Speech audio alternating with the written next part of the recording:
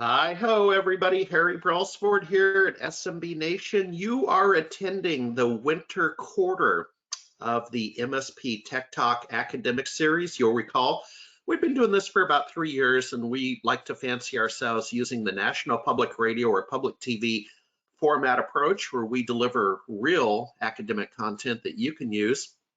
And this time in the winter quarter, it's the Pocket MBA. We wrap up today with the 2 lectures on the MINDER portion. You'll recall our paradigm is Finder, Minder, Grinder. So we wrap up with MINDER on standard operating procedures. Next week, we have the Grinder portion, where we'll double click into some opportunities and product stacks, and we'll call it good for the winter quarter, almost in alignment with true academic communities in the month of March. Got to come back at you in spring quarter. We'll be announcing the curriculum shortly, but let's get started. And as you'll recall, this is a shorter format than we're used to. We typically do 90 minutes. We appreciate you helping us beta test and develop the Pocket MBA system that will be for sale and for release in late 2020, and you have an opportunity to get some of this good content for free, and we appreciate your feedback. Do not forget, in the dashboard over on the right, the handouts. The handouts are critical. I'm going to give a shout out to those later, but do not forget about that. Let's get started. First of all, we have a guest. I think every graduate school lecture should occasionally have a guest speaker. I'll introduce him in a moment.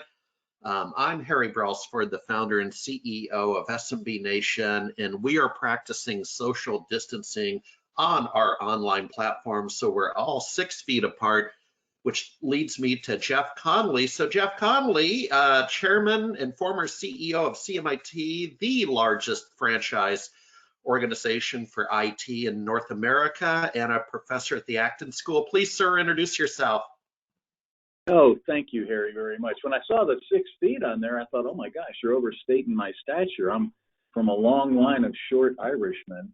And just to be absolutely clear, I am on the board at CMIT Solution, having sold the business, all my stock, to a private equity company about 1.5 years ago.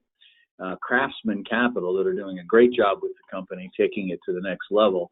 And so I've got the perspective to hopefully bring to today's conversation about what does it take to uniformly drive process through an organization as large and sometimes unwieldy as one that's got 240 offices across the U.S. and Canada. So hopefully that'll be my CMIT input for the day. And then secondly, I have taught at the Acton School of Business. It's an entrepreneurial program based here in Austin, and it is transformational. And so some of the concepts that we drive home for wannabe entrepreneurs or existing owners of businesses will certainly come through in my comments. So that's really it. But I'm not 6 feet tall, but I guess we are more than 6 feet apart. We certainly are. We're probably 30 miles apart. I'm in Dripping Springs, Texas. You're up in Austin. I want to hear where our audience is from. Folks, if you could use the questions feature over in the control panel and just type in the city or your location. That's always kind of fun to get to know each other. We're treating this as sort of a Pocket MBA program. We have Houston, Texas. There we go. Well, that's 150 miles. We have Hebron, New Hampshire. Let me scroll up. Since Worcester, UK, I hope I pronounced Worcester. Jeff, those words are like the word Leicester over in the UK it looks like Leicester. The spelling is just a little bit off. So Jim, I hope I got it right over in the UK. Thank you for joining us. Bill in New Hampshire and Jimmy in Houston. So let's get started. And again, please make sure you're grabbing the handouts. I want to repeat from our Tuesday lecture the idea of MINDER. And I do want to remind you, those of you that attend all 6 lectures will receive a complimentary PDF copy of, I feel, the best book I ever wrote, called the SMB Consulting Best Practices Manual back in 2003. I will be updating that, of course, but it is still germane because it's the finder, minder, grinder model, which holds true yesterday, today, and tomorrow for professional services. Just to revisit, from Tuesday, we talked about the business of business, and all of us are certainly comfortable, and I am, with the nonsense going on in technology, I'll get to that in a moment. This last couple of weeks, I am certainly working in the business, probably harder than I have in a while. I prefer to work on the business when I have time because I have Jennifer Hallmark as the president of SMB Nation, who turns the keys at 8 a.m. and turns it back at 5 p.m. That frees me up to work on the business, a la the E-Myth book. And the key we talked about the other day is consistency. Jeff, I don't have to sell you on this. Quickly, I think you were preaching some of the same philosophy for your franchisees over at CMIT. Did I get that right? Yeah, that's very true. And as we open new locations, it's not usually just a single owner who's generally of a technology background, much like the folks on the call. Usually there's at least a part-time tech. We insist on proper capitalization so that there's someone to delegate some of the day-to-day things that are a natural tendency for many folks in our industry to roll up their sleeves and do it. The problem is it's a trap, and it's like quicksand. Yeah. If you head down that path, two things that happen: you can build a nice income doing all your own work, and for some, it's a choice. It's a lifestyle choice that they're happy to do that. Difficulty is it's tough to step away. It's tough to take a vacation with the family. You're on call 24/7 for the issues that we all know and respond to all the time. The other issue is your customer sees you as the tech, and for that real hackneyed phrase of become the trusted advisor, or there's other iterations of what that's called these days. But the whole idea is if your customer sees you pulling cables, they are not going to see you as a business partner, as someone to really sit down peer to peer and commiserate and share some of the big business issues they're struggling with. Now, it's a stretch, but they might do that some, but it's not like you being in charge of a group of folks as you grow your business. So there's a lot of reasons to work on the business. Everyone, Harry, you just admitted it. That was my case with, a pretty substantial organization. I spent many of my days in the business, but it's to step back and get on top of it in order to steer the ship where you really need it to go. That's the important thing. And that's certainly spelled out. I appreciate your reference to the E-Myth. Everybody gets that, and we train that during our in-house training. There we go. So here's my view of the world on standard operating procedures and why we have Jeff Connolly, former CEO, chairman of CMIT, the largest IT franchise in North America, because I have viewed for many years, and Jeff has been a community sponsor of SMB Nation. Boy, we'll never forget 2008 with Miss Iceland. But I've always felt we should be viewing standard operating procedures and sort of a franchise mentality. Quick reference where I picked that up was in 2000 and 2001. I did a bunch of work for Gateway Computers and hit the iTech shows promoting their small business server. And the cool thing with their couple hundred stores nationwide, they had a notebook on a standard way to set up small business server, sort of a uniform setup approach. And that's where I kind of got into this SOP, standard operating procedures. So Jeff, we'll treat this as a dialogue. The slide speaks for itself. But again, if we view it from be the franchise yourself, what was your onboarding process? I remember our friend Kevin in Minneapolis, who left Microsoft, became a franchise holder for CMIT. How was Kevin onboarded in terms of procedures? Thanks.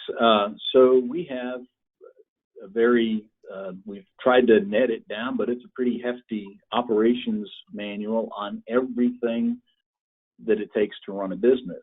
And so what we did centrally, and each person on this call can do this for themselves individually, is by each category of business that you need to worry about. You've got a couple of them listed up here, just standard service delivery operations, as well as hiring an employee. Those are critical, and we documented letter by letter how the best way to go about that is.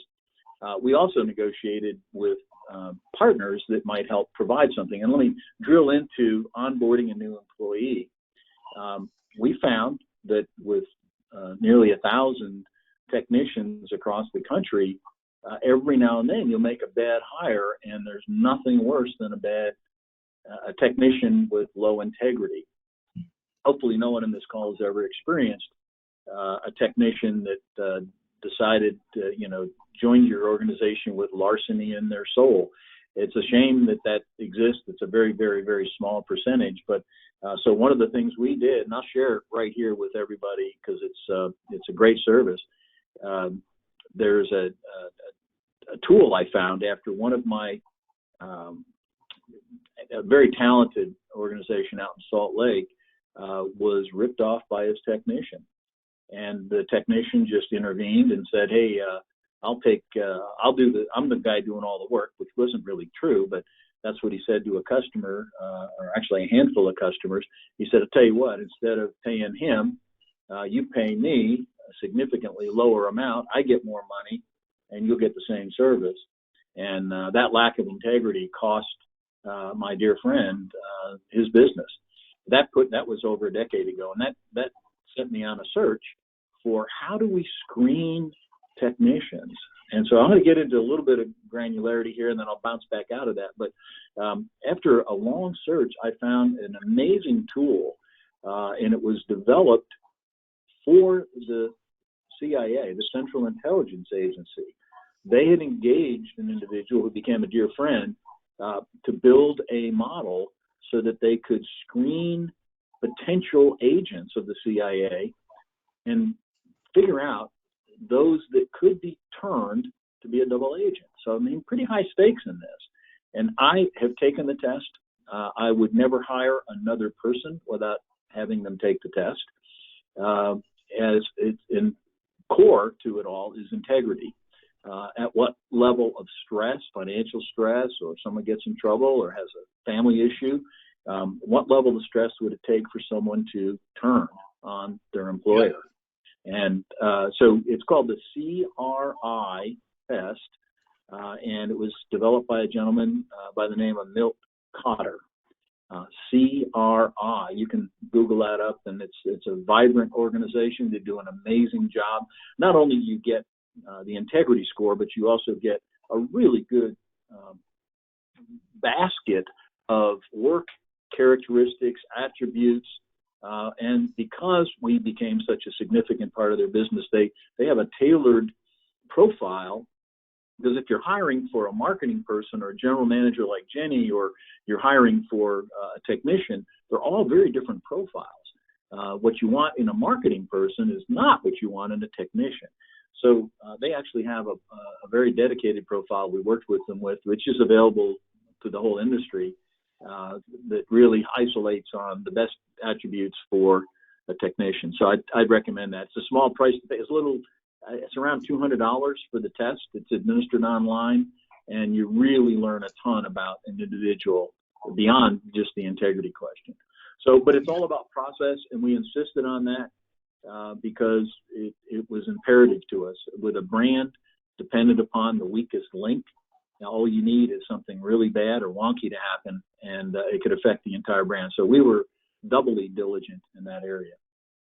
No, I appreciate it. And folks, if you check the chat box over in your dashboard, I have typed in CRI test, and I think I got the name right, Mill Carter, but probably enough to search engine find it. Okay, let's move on. Milt Carter, but it's fine. CRI is what it is. Okay, Mill. There we go. Okay, made that fix. We're moving on.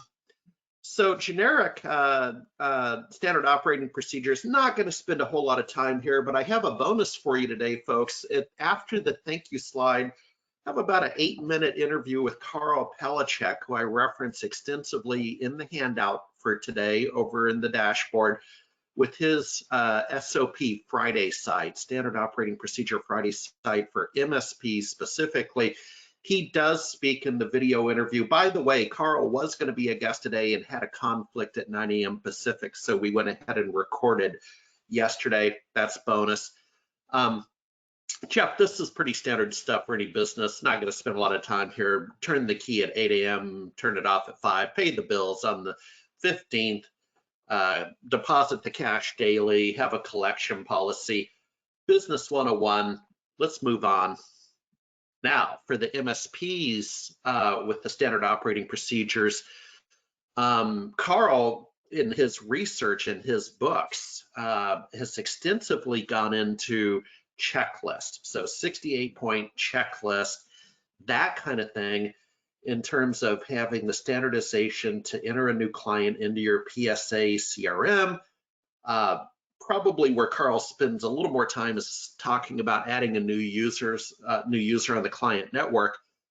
And Jeff, I'm assuming, let's take that second bullet point, but I'm assuming at CMIT, the franchise organization, you probably were working with your team, as it were, to do exactly this, that a Christian name is fully spelled out. Instead of Jenny, it might be Jennifer in the first name field in Active Directory. Were you working at that level, or were your team members? We do, because with the size of the organization we have and the fluid movement of resources from one office to another, we had to have consistent standard operating procedures. So a technician in Rhode Island that might be pitching in with something in San Diego wasn't like he landed on a new planet or something. So yes, standards are essential. All righty, and password management kind of speaks for itself. I am going to key in on the next couple of slides on document management from a maturity point of view. So let's do that. And this is real timely. And folks, I realize the slide is low resolution. I spell this out over the next two slides, but let me give you the context before I give you a readable version. Yesterday, a community sponsor, IT Glue, presented about the importance of documentation management. And this was one of the slides. And by the way, if you go up to the SMB Nation YouTube channel, please subscribe. That 1-hour presentation is already live for you to go through, but this is about the middle of the presentation, and we're talking about the maturity level of the MSP. So low maturity, medium maturity, and high maturity. Let me get to a readable slide.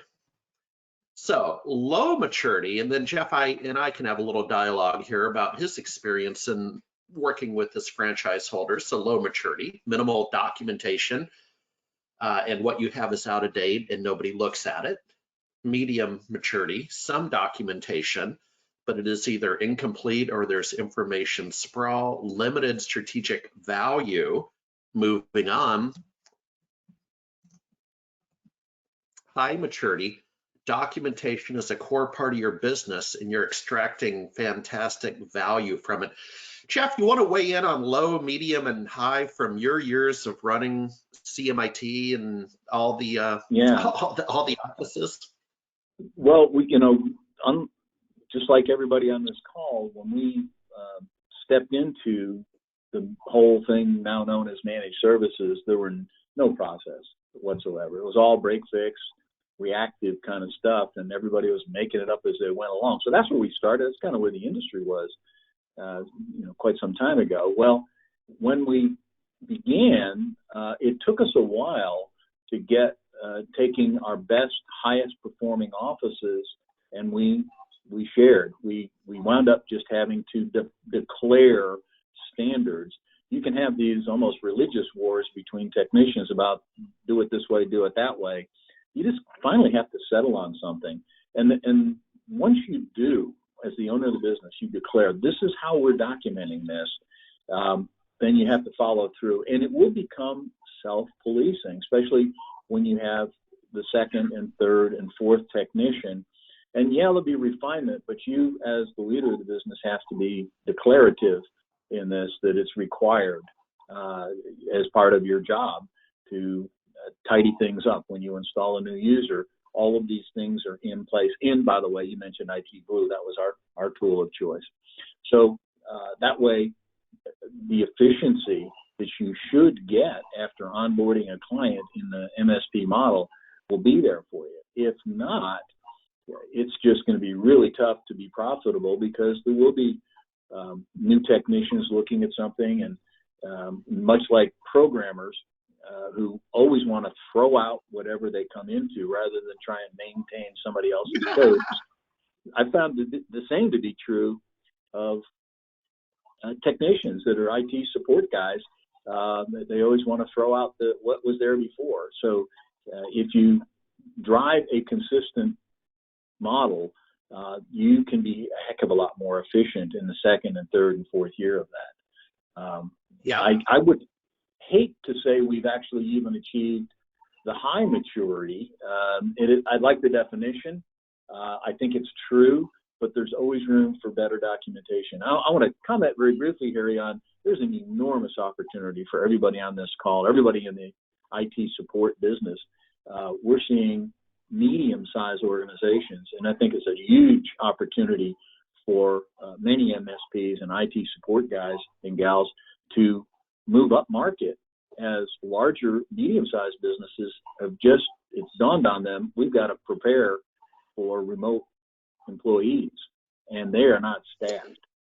So think about being an augmentation. Yeah. So it's an opportunity there, but they're going to expect standards. And if you can bring that to the party, I think you can find your way into some markets that may not have been available to us earlier. And hold that thought. That's actually my next topic, and it's the topic for one of the Grinder lectures next week is a new opportunity. So we have a comment from Bill White, and Jenny over in the radio control room. If you could make a side note and maybe either reply to Bill or put it up in chat for everybody while we're live, we'll certainly kick out an email. Bill says, please give a link to the CRI test. I get a DNA test when I Google it. Thank you, Bill.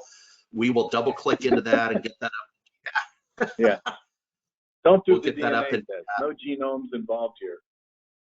Yeah, well, my insurance company would sure like to see those results. My rates would go up. But in any event, we're moving on. So, boy, going back to the Acton School, Jeff, you scared me a couple of years ago. You used to do the water case study at the SMB Nation conferences, and then you revealed that the Acton School was the Socratic method of teaching. And that makes me shiver, because I come from a family of lawyers, so I feel like I grew up in the Socratic method at the dinner table. And so one of the questions is, Harry, so what? And it's actually, there's a time and a place to say, so what? So we've been pitching, the importance of standard operating procedures. It's not exactly what wakes me up in the morning. I'm a little more of a startup guy and like the Wild West of Alaska and so on, but I see the value in it. Well, here's the deal. And here's what Jeff's getting towards last comment, and we're going to tackle next week in the grinder is, I believe SOPs allow you to capitalize, as Ross Perot, the late Ross Perot from Texas, used to say, fast on emerging opportunities. And so yes, Jeff, we have the rush. Unbelievable what's going on up online right now and in the real world, rush to set up remote employees with the COVID-19 matter.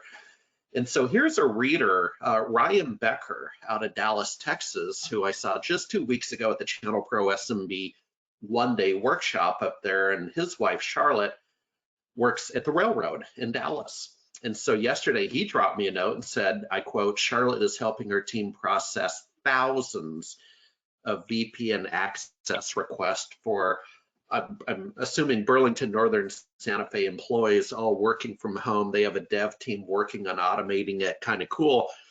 Jeff, this is going to translate for MSPs that, well, not even MSPs so much. There will be an MSP translation, but Jeff, there's also going to be project work for those that want to think about the old on-force labor market days, that kind of thing, what we call side hustles. serving the enterprise. It's not all bad, man. It's not bad pay to be a contractor if the shoe fits. Mm-hmm.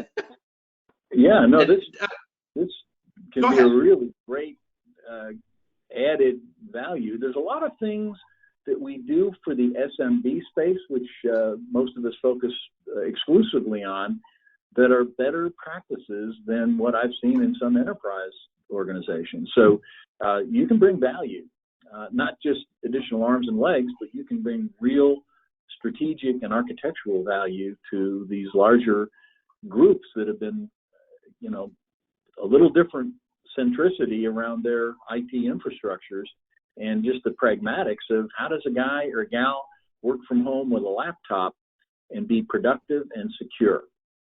Something that it's surprising, but many larger businesses haven't really dealt with. And they've frankly just had their head in the sand when it came to mobile device management, which is another aspect of this whole expansion of where people work from. It is. And folks, I will be interviewing Charlotte on Saturday in preparation for the Grinder lecture next week. As you can imagine, Charlotte's quite busy. And I said, Charlotte, let's just, do a podcast on Saturday when you have a little bit of free time. So that takes us to the thank you portion. Let me double check my control panel. We do have bonus content today, folks. The interview with Carl Palecek. So what we'll do is we'll go out with that interview. I believe it's about an 8-minute interview. We encourage you to stay and watch that, but this for us will be the end of the formal presentation. And Carl regrets not being able to also be a guest. Check out the resources on the dashboard, the handouts, and you get the links to the works that Carl has done. Jenny, if you could cut us over to the video component and we'll call it good.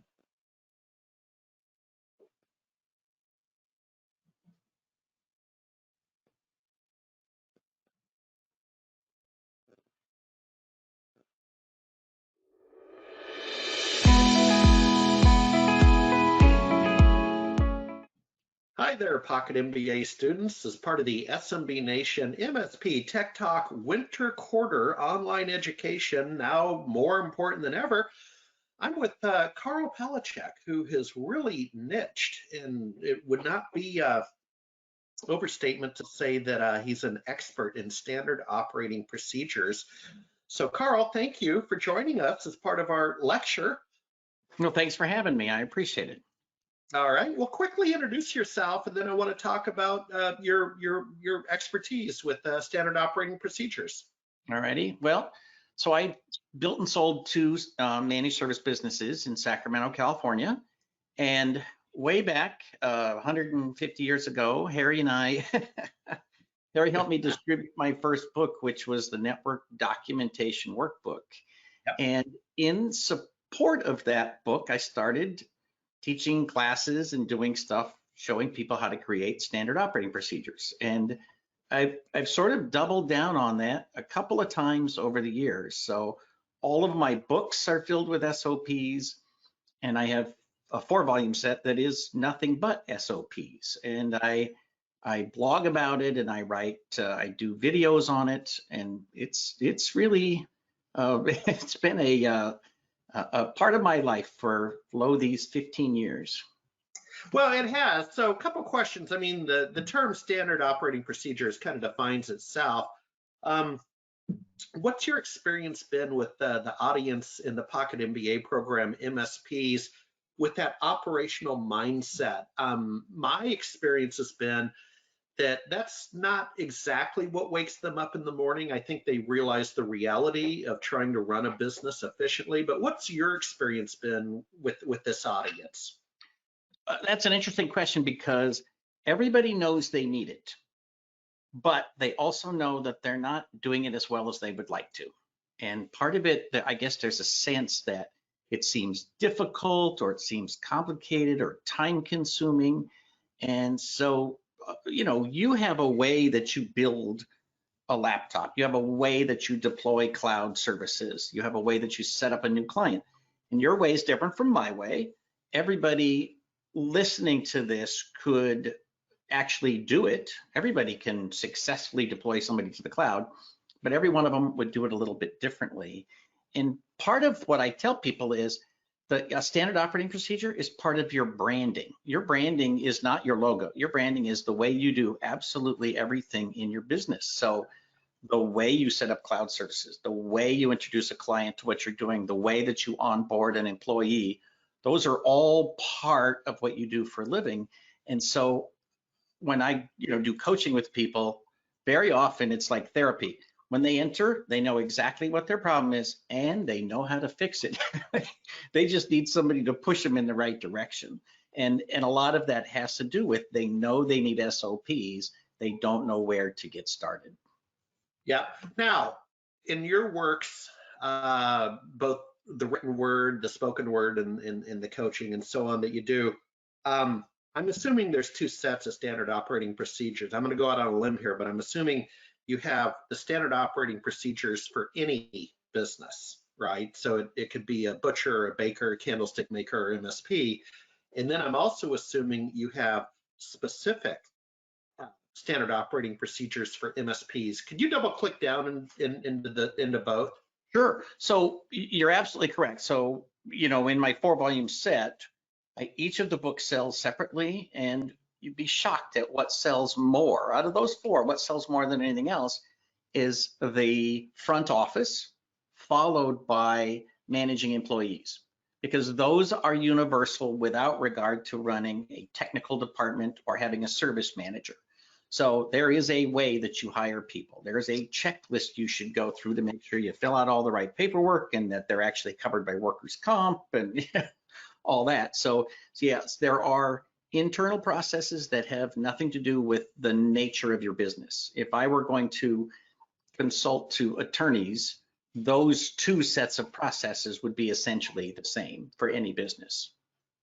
Yeah, exactly. Because what an example I've used in the Pocket MBA program, Pocket MBA system is the cannabis vertical and the investments we've made in that and hopefully developing some expertise. And you and I talked about this, that I thought there might have been a way to leverage some of your existing works in the cannabis vertical. And then Carl, as you know, the deeper and deeper I got into it, yes, you have the standard operating procedures, business 101, and that would certainly work. But in that industry, standard operating procedures are very different. They're going to be dealing more with test labs and cleanliness and production and processing and compliance. And your works, it's going to take someone else to double click down into that vertical to write those kind of SOPs, if that makes sense. Yeah, well, I mean, part of the audience that I have and that you've had for many years is very small IT consultants who, for example, they don't need inventory control. If they need a laptop, they go to their distributor and they order a laptop and they have it drop shipped, right? So most of them are not, they don't have a warehouse where they have to do the kind of inventory management that you do in the 420 MSP world. And they also don't have a lot of compliance, although every one of us is becoming more and more integrated into the world of compliance, no matter what your business is. And that is moving into the MSP world itself as well. So let's end on this. If maybe I'm going to put you on the spot, but I don't know, maybe if you could throw out 1, 2, 3 SOPs that are more MSP specific. Boy, that's don't get me going on acronyms. But are there any that come to mind? Do you have a couple nuggets that will get my audience thinking a little bit more, and then I'm going to tell them how to go visit your site? Sure. I teach a class with my brother from time to time on the most important checklists for your business. And so my candidates for that, one is a new user setup. You should have a checklist that goes, and it's probably 5 or 6 pages, but goes through every single thing you need to do to make sure that you don't miss anything. The key to success with SOPs is you don't ever drop anything or forget anything, right? Nothing gets skipped. And so it can be as simple as, You don't want to set up a desktop and then as you're driving away, get a phone call. Hey, by the way, you didn't set up a printer. Like that happens to people all the time, and it's because they don't have a checklist. But a new user checklist or a new PC checklist is huge, and you can customize it for every client. The second thing that I would say in terms of a nugget, the last thing on every checklist needs to be update the checklist, right? Was there a different version of a piece of software? Was there a change in the interface for QuickBooks? You know, on and on and on.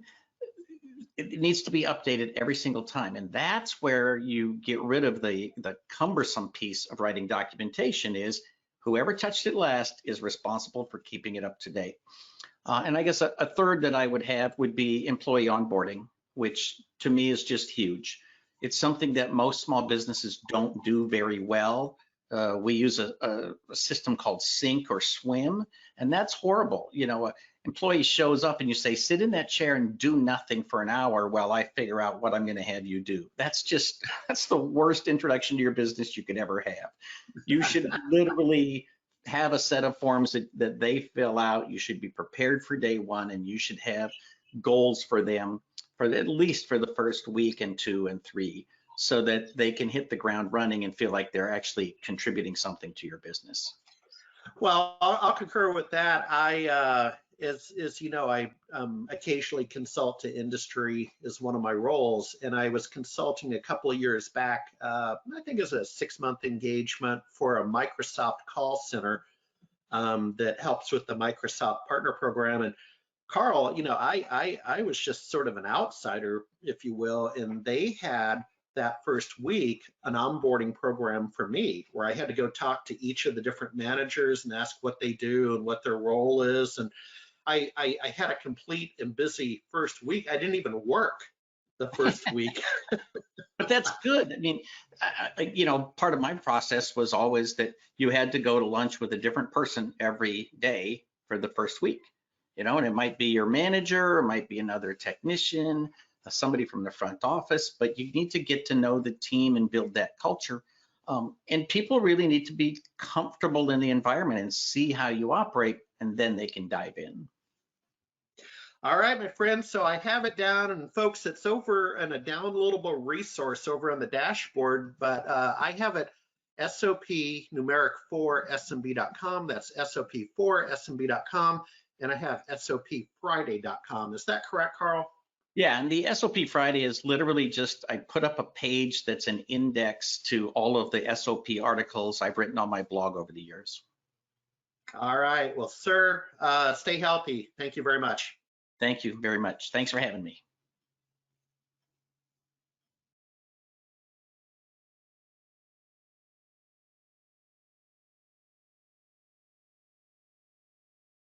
All righty, folks. So I'll come back online. Thank you for attending. We will see you next Tuesday for the grinder portion on the remote worker opportunity. Over on the dashboard under handouts, I have a little teaser for you. Some guidance put out yesterday by the Telecom Windstream about setting up remote work environments, and we'll double click down into that. Chef Connolly, thank you very much, sir, for joining us. Want to get you back. Enjoyed it, Harry. Great. All righty. All right. Stay healthy, and everybody out there, stay healthy. Thank you, Jenny. Have a great day.